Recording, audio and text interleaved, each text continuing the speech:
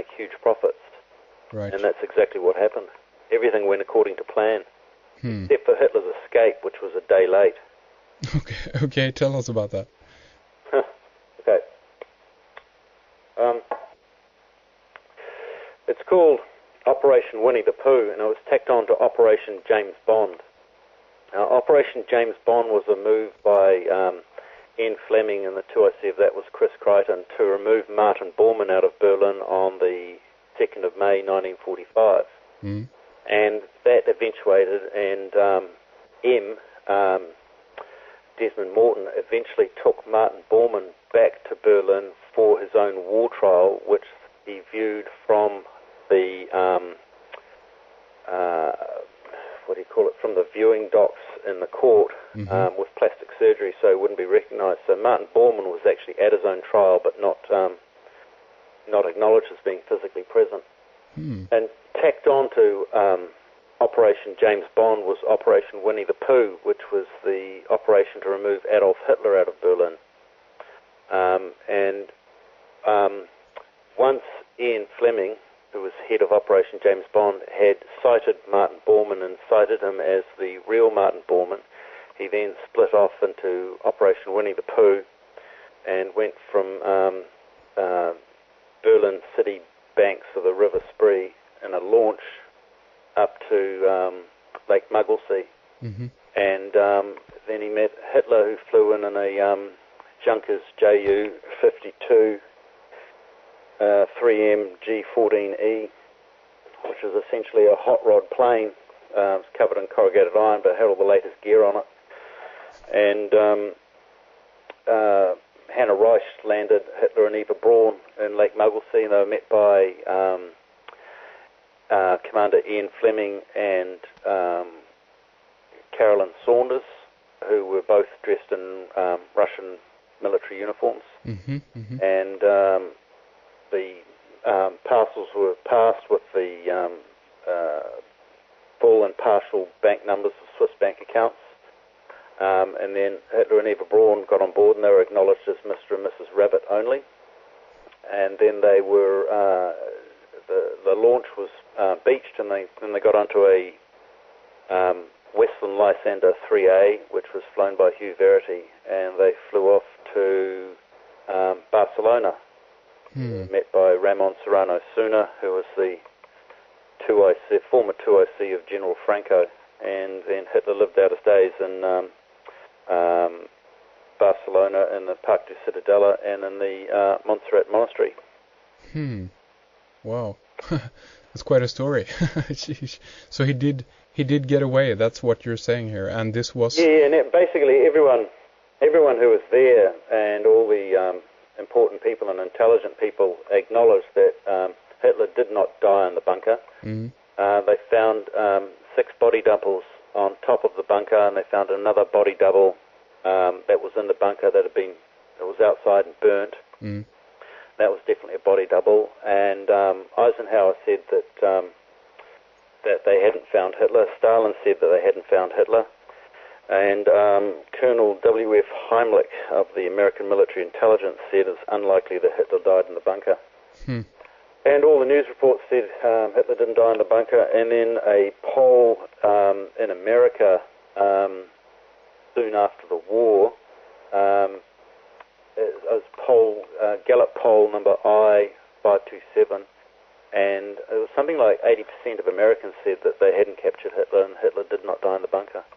So it was generally thought then that Hitler did not die in the bunker, and they didn't actually request for a death certificate of Hitler until 1952. Really?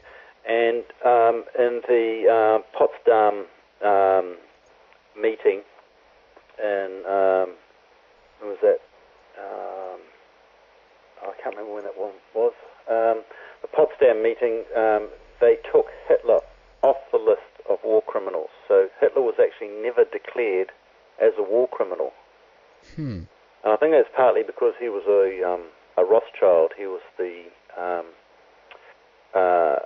grandson of Lionel Nathan Rothschild, who was the first Jewish British MP, and ran the central bank. that's another kind of very interesting trail, so to speak, in this story.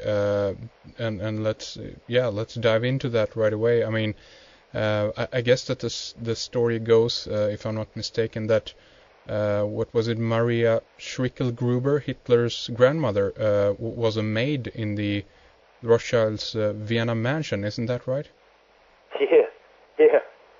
Yeah, that's true. And they got her pregnant in a cult act, scene, play kind of thing on the, I think it was the 31st of August on that year. And then as soon as she showed that she was pregnant, she was sent back to Strones to live. This is... So, yeah, she was, she gave birth to Alois Hitler, who was then a customs officer.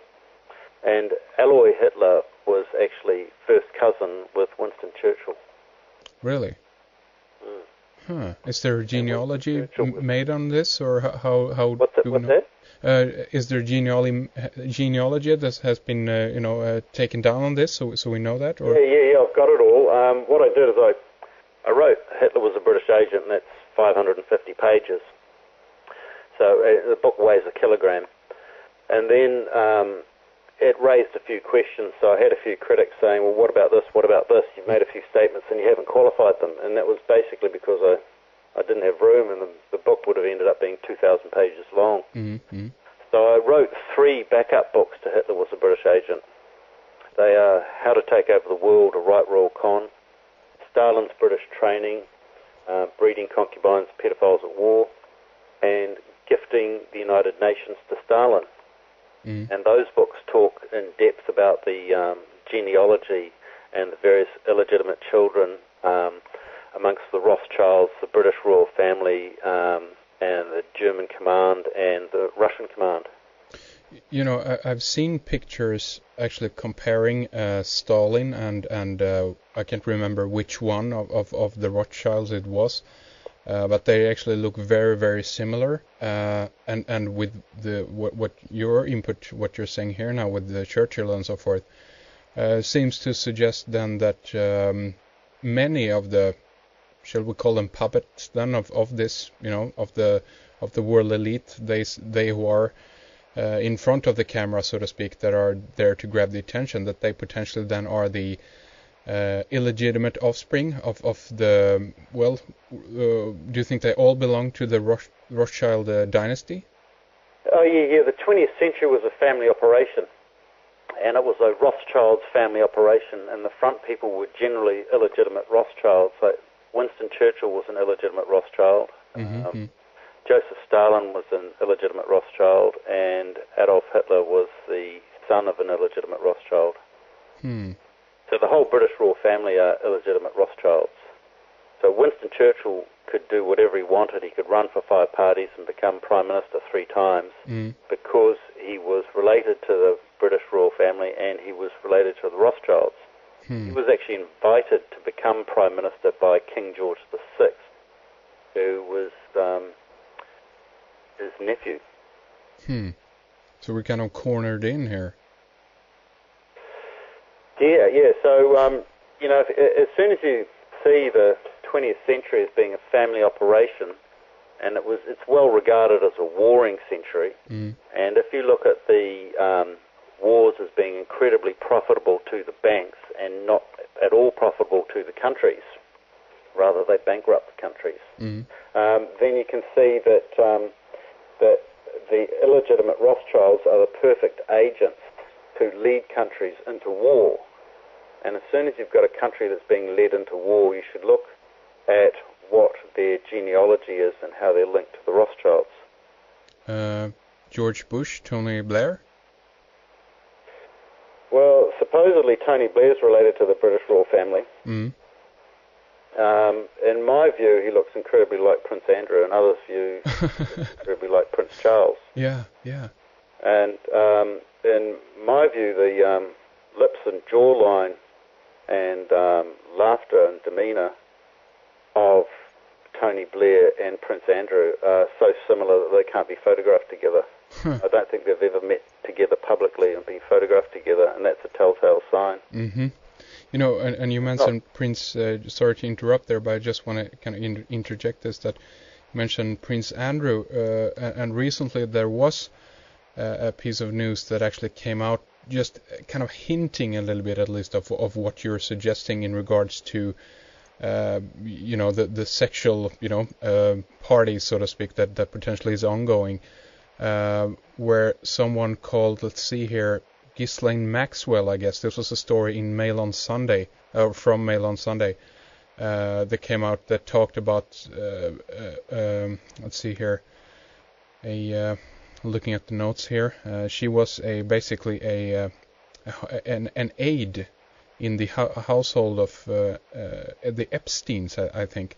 And she was invited to a lot of parties where, among others, she encountered Prince Andrew, and she basically retell the story that this was a lot of weird, you know, stuff going on, and she was actually, you know, fondled, so to speak, and stuff like this. So once in a while, it seems to be that these kind of stories are leaking out in the mainstream media. Have you yourself heard about this? No, I haven't heard about that. No.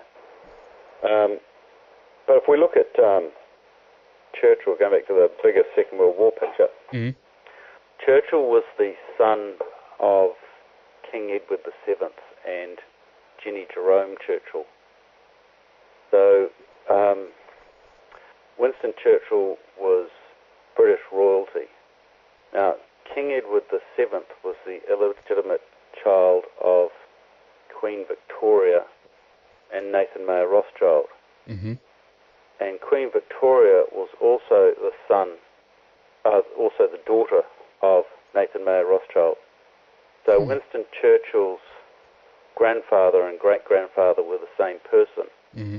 And Nathan Mayer Rothschild had faked his own death in 1836 and actually lived until 1850.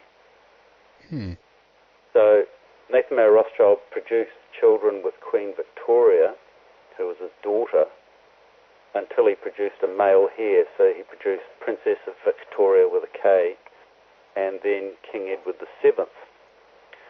And the shame of that was enough to completely control the British royal family. And Queen Victoria's husband, Prince Consort Albert, was illegitimate. He was the son of a stable boy called Alexander Hanstein. Mm-hmm. And Alexander Hanstein eventually became the Count of Polsig. And had no more children, died in obscurity, and never reached the media. So the whole British royal family is illegitimate. They're a complete subset of the Rothschild family, and they are controlled through shame. But they are related to, I mean, a lot of the older, so to speak, like the Habsburgs and the Stuarts and the Hanovers, you know? Say that again, I couldn't quite hear. But they are, I mean, related to the Habsburgs, the Hanovers, the Stuarts, and so forth. So I guess that they're still kind of in the bloodline mix, so to speak, wouldn't you say?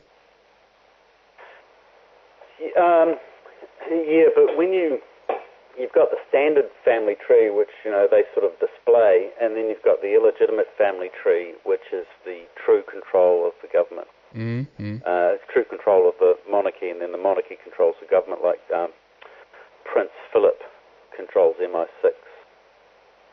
Prince Charles has a go at controlling MI5, as does Queen Elizabeth.